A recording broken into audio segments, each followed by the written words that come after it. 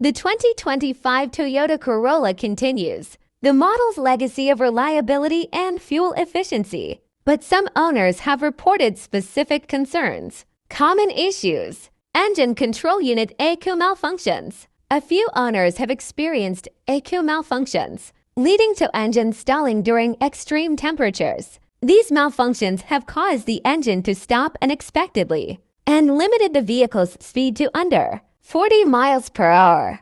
Transmission problems. There are reports of the continuously variable transmission CVT slipping, requiring replacements as early as 28,000 miles. In some cases, multiple transmission replacements were necessary due to recurring issues. Interior and exterior quality concerns. Some owners have noted that interior materials feel less durable, with noticeable creaks and cracks over time. Additionally, exterior components, such as plastic panels, have been reported to detach or break under normal driving conditions. Ride comfort. The Corolla's suspension has been described as stiff, leading to an uncomfortable ride over uneven roads. This stiffness results in occupants feeling bumps and road imperfections more acutely. Positive aspects. Despite these concerns, many owners praise the 2025 Corolla for its fuel efficiency. The hybrid model,